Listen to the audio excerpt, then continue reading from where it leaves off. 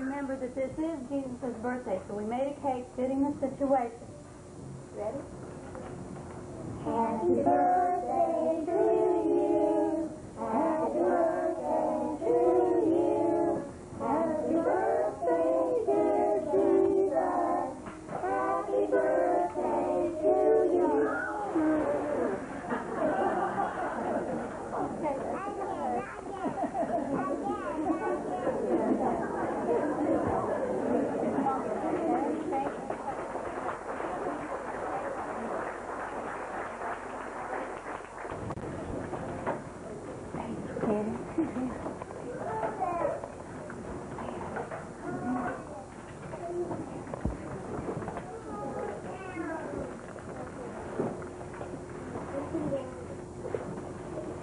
Hi there. Everybody ready for Sunday school?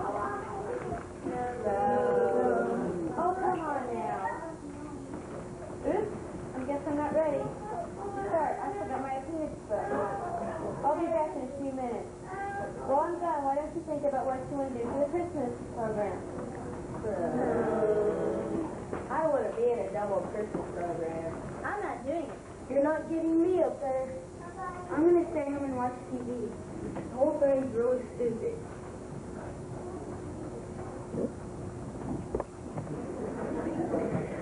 Yeah, it sure is. You could say that again.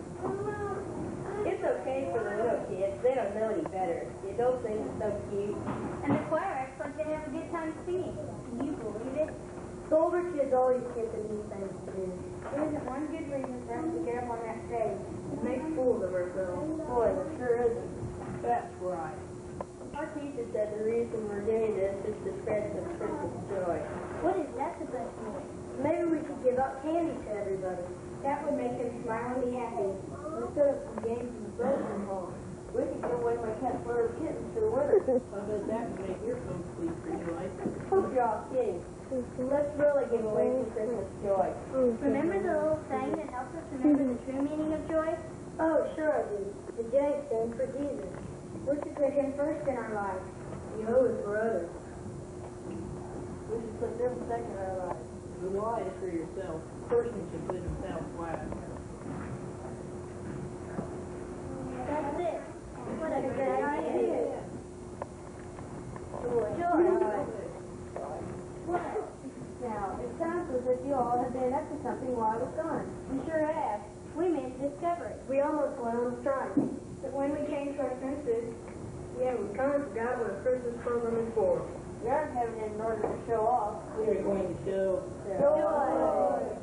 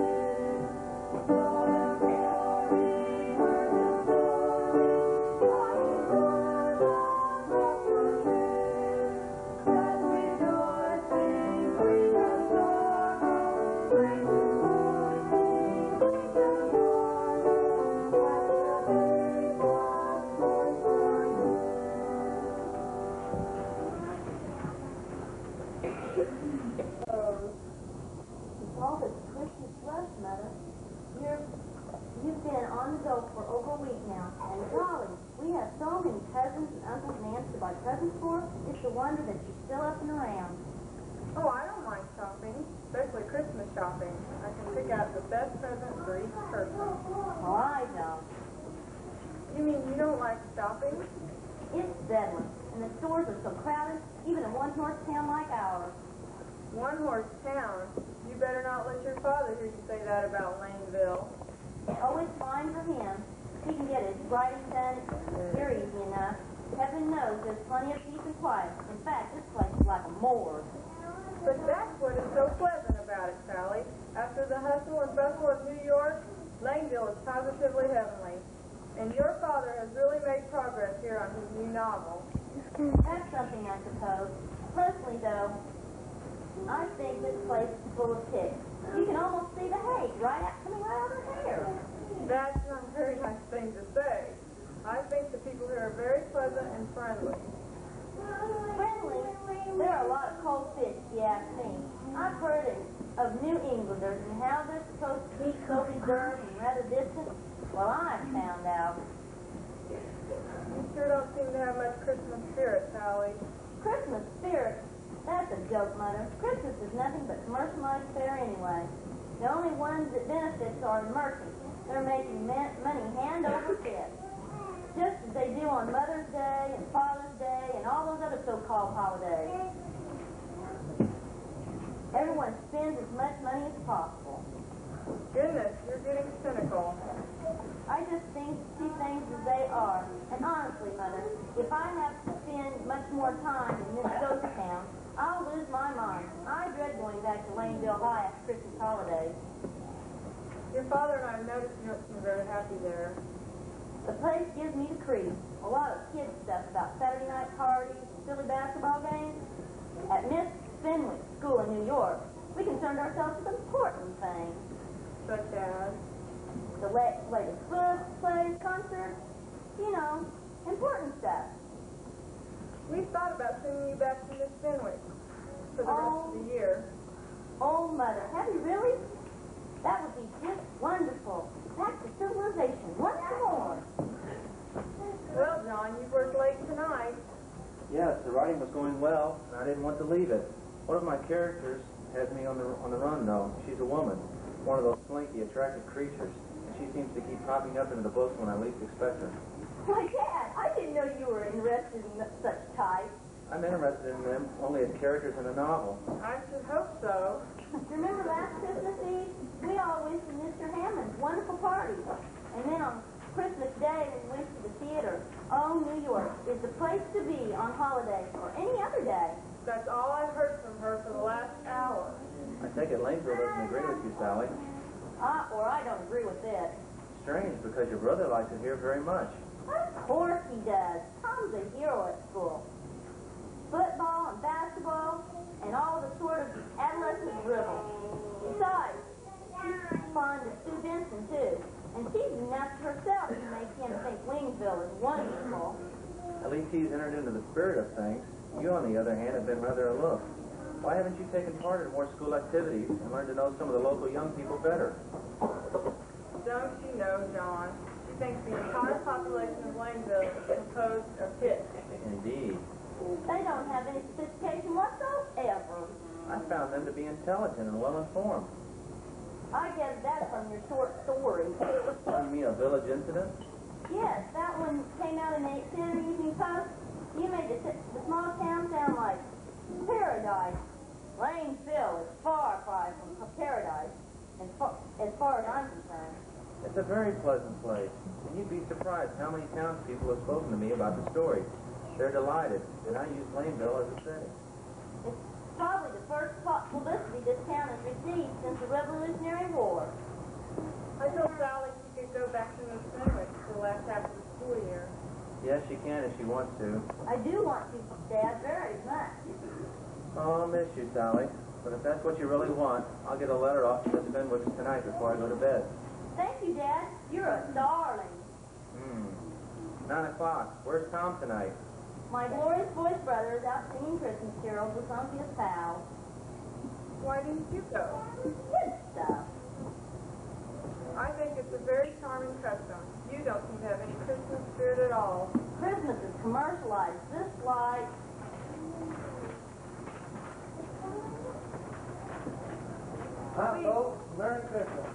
Merry Christmas, everybody. I brought Bob back for a soda after all that singing. We need to wet our whistle. Want to join us? Your caroling was excellent. You bet. We're full of good old Christmas spirit. Come on to the kitchen, Bob. Want to join us, darling? No, thank you. I'm too comfortable right here. Okay. My sister is little Miss Comfort herself. Very funny. Yes, Sally, why don't you go have a drink with the boys? No, thank you. Thomas. That Bob Abbott seems to be a very fine boy. He's all right, I guess. You don't sound too enthusiastic.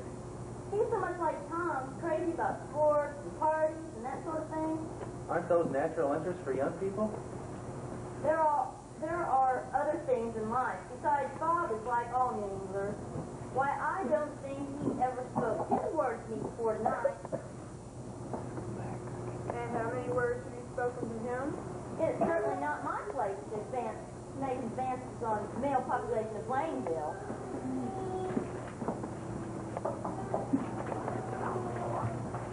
I'll get it. Well, this is a surprise. Merry Christmas to you all. How are you, Miss Kitty Packer? So nice to see you, Mrs. Gray. And you too, Mrs. Grigg. Merry Christmas. Merry Christmas to you. I suppose you're wondering just why the three of us are here. Well, we're not trying to imitate the three wise men of old, but we do come like them, bearing gifts. Yes, we do. We're happy to do it. Yes? Why, how lovely. What do we do to get such kindness? Well, as Lanesville's councilwoman, I suppose I'd better act as spokesperson. Please do, Mrs. Gray. Thank you, Miss Pennypacker. I can't think of anything to do the job more nicely. And thank you, Mrs. Gray. I always love to hear Mrs. Gray speak at our town meeting. She always says just the right thing and just the right words. Indeed, she does. Please, girls, spare my blushes. Anyway, Mr. and Mrs. Gillum, although my companions, I assure you, are overestimating my performance, I do have something to say, so bear with me. Of course. I'm on edge. Not to keep you in suspense any longer, I'll get down to business. You see, Mr. Gillum, we citizens of Laneville are extremely grateful to you. Yes, indeed. More than grateful. And a group of us at a meeting the other night decided we ought to show some concrete evidence of our gratitude. All this is very flattering, but grateful for what, may I ask? For several things. First of all, we like the way in which you have in just a short time adjusted yourself to our Laneville way of life. Second, your presence in our community has brought us honor and some degree of fame. It was your story that did it, Mr. Gill. Such a lovely piece of writing, and how admirably she captured the spirit and the essence of Laneville in it. We mean, of course, the village institute. You see, Mr. Gillum, all of us thought it remarkable that an outsider such as yourself could get to the very heart of what we stand for here and what our mode of living means to us. And we want you to know how much we appreciate and admire what you've done. I haven't much more to say, but as councilwoman, I have been authorized to have this scroll prepared. It's not much, but please believe that what it says is sincerely meant and that it reflects accurately the sentiments of Laneville citizens. Why, thank you. I guess I know what to say. Please read it aloud, Mr. Gill. To our friend and neighbor, John Gillum, the affection and respect of his Laneville neighbors is evidenced in this scroll. For his ability as a writer who understands the human heart and for his understanding of our community, we offer him our friendship and admiration. And to a new but already well-loved citizen of our town, we extend the hand of neighborliness. Why, John, that is wonderful. Oh, yes, Miss Pennypacker has something for you also that we hope you'll like. Well, this is really Christmas for me. Because I'm the librarian in Laneville, our committee thought I was the logical person to present this to you. It's got your story bound in leather for you, and we all thought it would be most appropriate. I can't think of anything that would please me more. It's my turn now, isn't it? You mean there's more? Really, it isn't much, but we hope you'll like it. As president of Laneville Historical Society, I've been instructed by our members to present you a lifetime of your wife, your daughter, and your son. Thank hardly know what to say, though. I'm supposed to be a man of words. I want all of you to know how much I appreciate your kindness.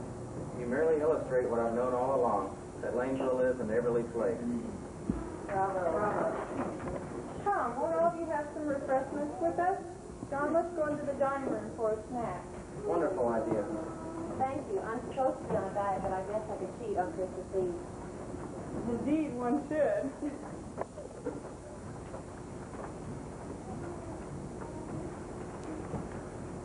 Coming, Sally? I'm not hungry, Mother. Thanks.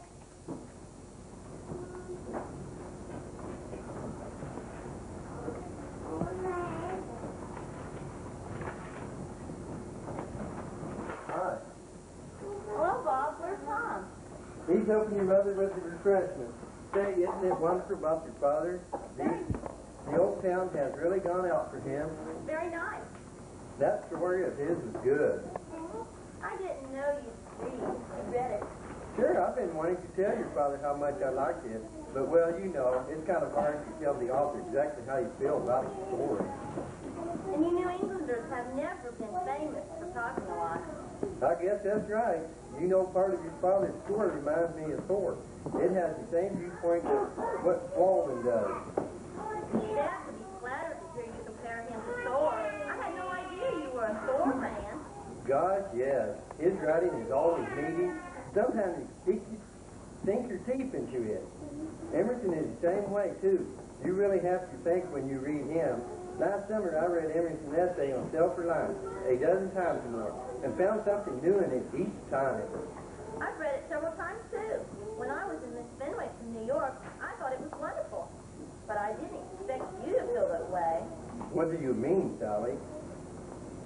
I've always thought that about all you were interested in was football and baseball.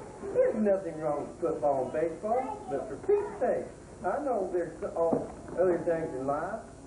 It just seems strange to hear you talking about Thor and Emerson. I never realized. In other words, you thought I had a pointed head or something. Oh, no, it wasn't.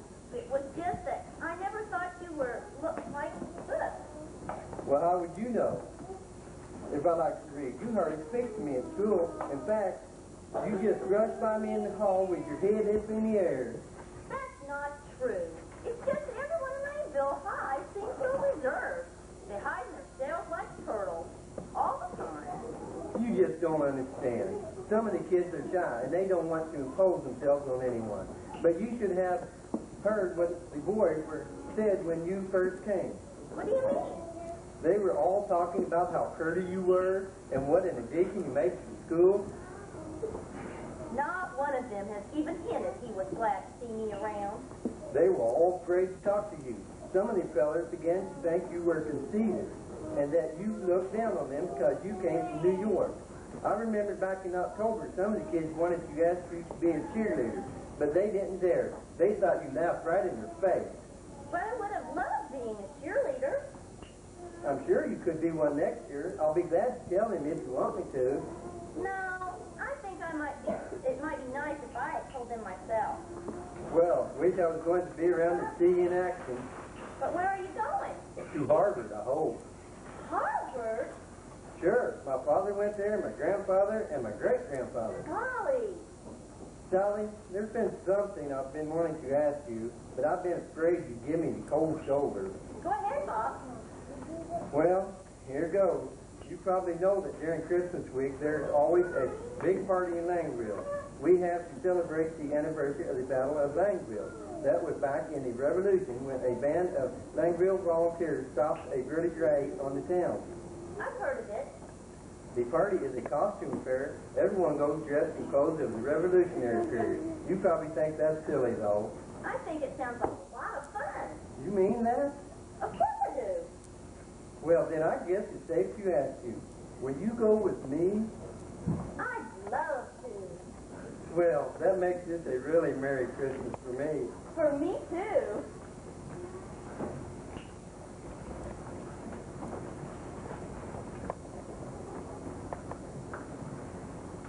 And thank you all again for coming. You've been very kind. I shall never forget this night. Nor shall we. It's so wonderful to have a really distinguished writer in our midst. I'm do hope, Mr. Gillen, that you'll stay with us for a long time. I assure you, I haven't any intention of leaving Laneville. It's too nice a place to leave. I second the statement.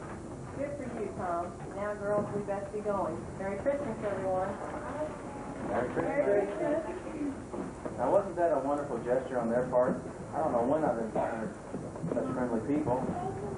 You ought to run for councilman, Dad. You'd be anything. No, thanks. I'll keep the politics.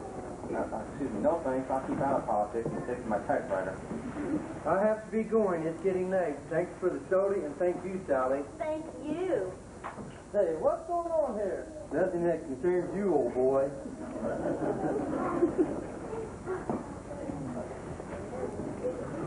My, look serious. Good night, everyone, and Merry Christmas. Good night. Merry Christmas. Merry Christmas. What are you talking about? That smile Bob just gave you. There was nothing wrong with his smile. I'll say there wasn't. Say, Mom, are we going to open the presents at midnight like usual? Indeed we are. I think I'll take a little nap until then. You'll call me when it's time, won't you? Of course. Boy, what a smile.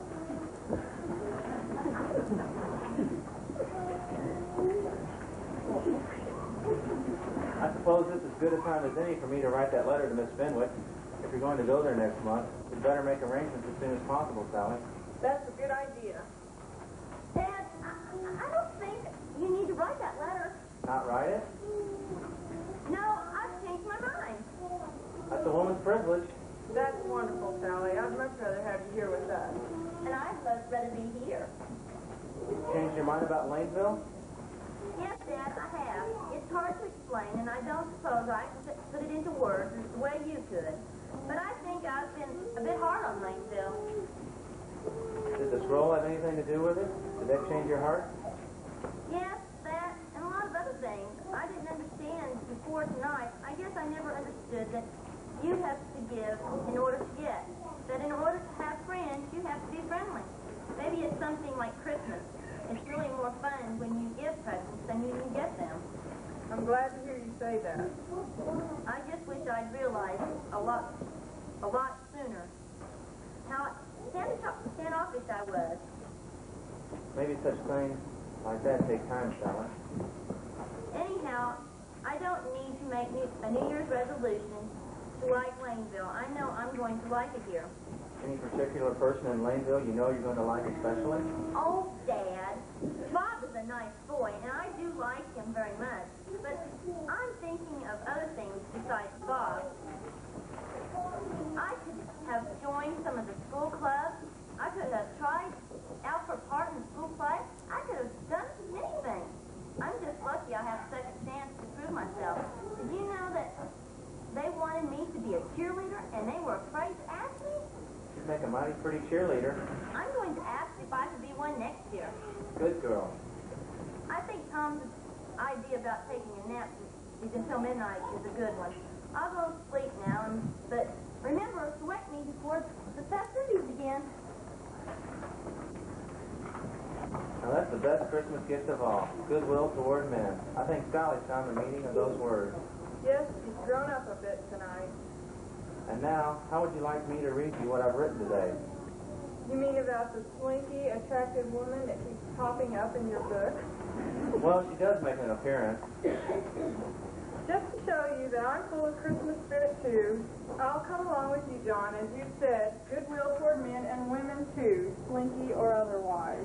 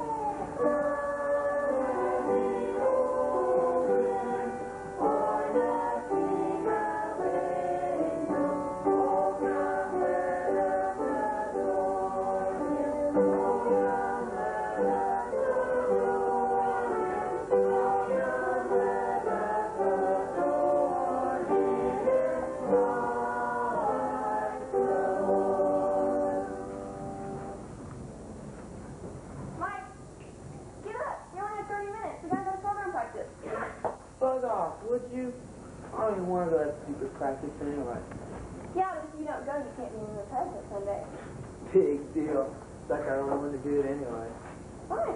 Do it yourself. I don't care. But guess what? I get to be an angel. Some angel. Guess they don't know you very well, do they? I'm telling. Mother! What's the big deal anyway? Same old stuff every year. Little Major's team. And I have to be a shepherd every year, no doubt. I never get to be a king, and I want to be a king. Or, it's the worst thing yet, you have to be in the choir. That stupid song, Silent Night, Holy Night. Michael, Mother's never leaving in 20 minutes. You better get out and do your chores. Mind your own business, you little brat. Do when I have time. Fine, but don't get anything more than you. Boy, I'm tired. Coach nearly ran us to death tonight. I'm too sleepy to sing in any choir. Why doesn't everybody just leave me alone?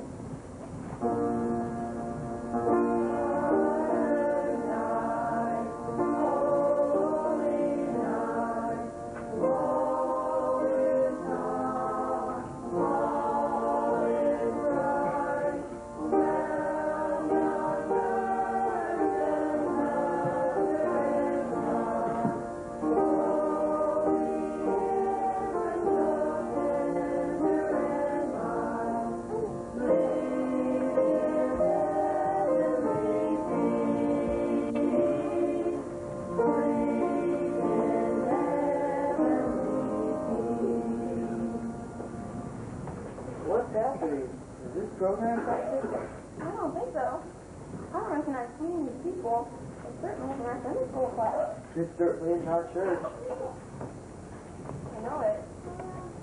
I don't know where we are, so this is definitely strange. Excuse me, but can you direct me to the end? The end?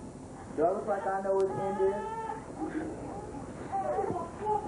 Shepherd.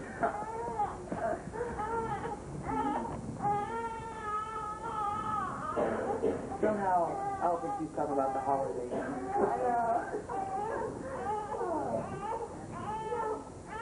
I'm gonna like somebody to call in the room. All dressed so funny. Their costumes are still better than ours. I have the strangest feelings to have cops on the show. Can you please tell me where the inn is? Well, I can tell you where it is, but you're wasting your time. Well, I just need a corner to sleep in. Well, listen. I just heard this innkeeper telling this man with his wife that there was a stable down the road, and she looked like she was going to have a baby. I wonder why so many people are wanting rooms. I don't know, but this town sure is crowded. It must be this new taxation thing. Hail Caesar! Taxation? Caesar? My parents suppose that... That lady over in the stable, the baby? Nah, there's no stupid shepherds around anyway. You know, if you really are in Bethlehem, wouldn't it be great to be the shepherds and the angels? It's crazy. Michelle, come back. Aw.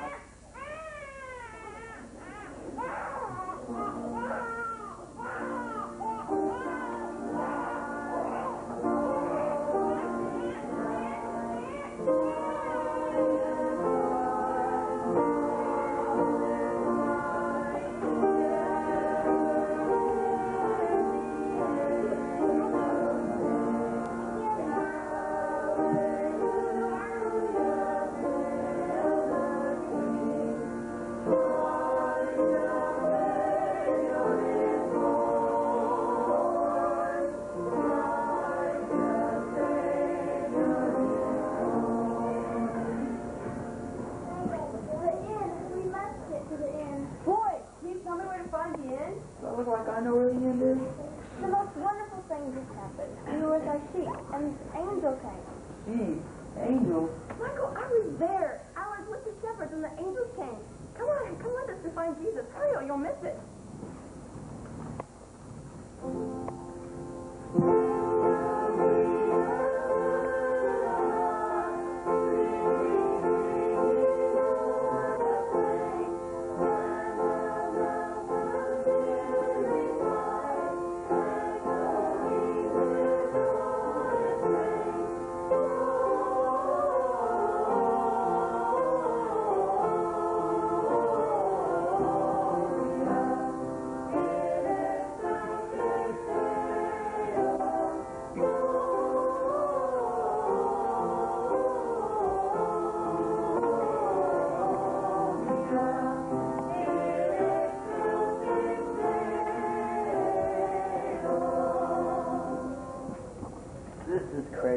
Besides, this is Bethlehem.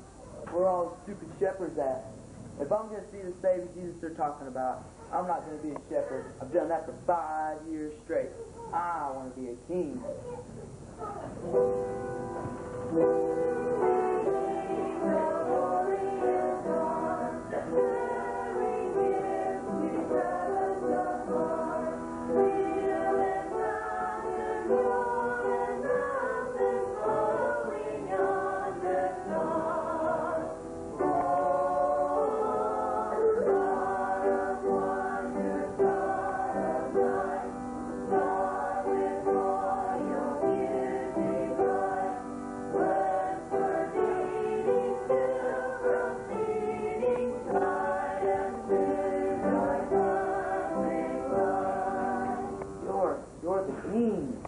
Yes, we seek the child that is born King of the Jews.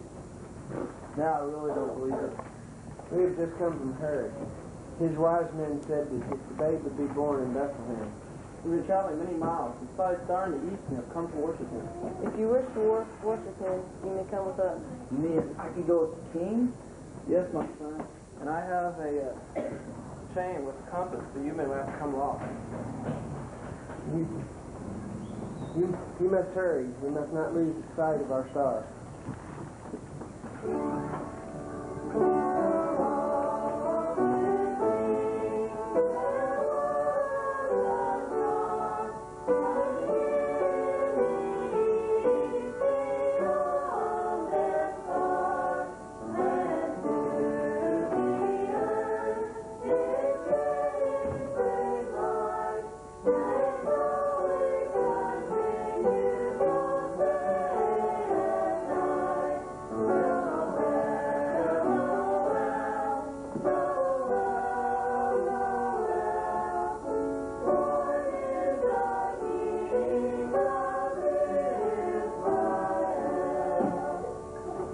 Guys, I'm here with you at the manger and everything.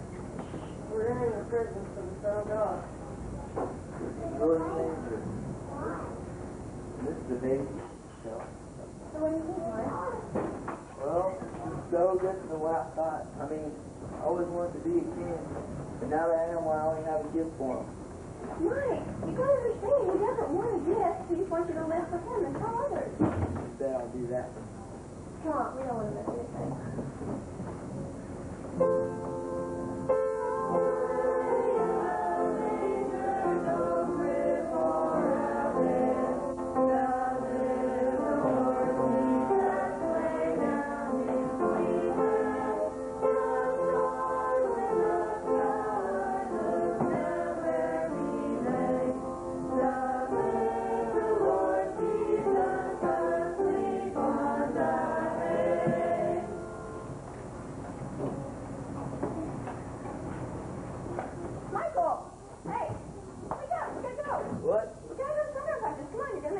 Well, we've already been there. I mean, we've been to the manger and baby Jesus.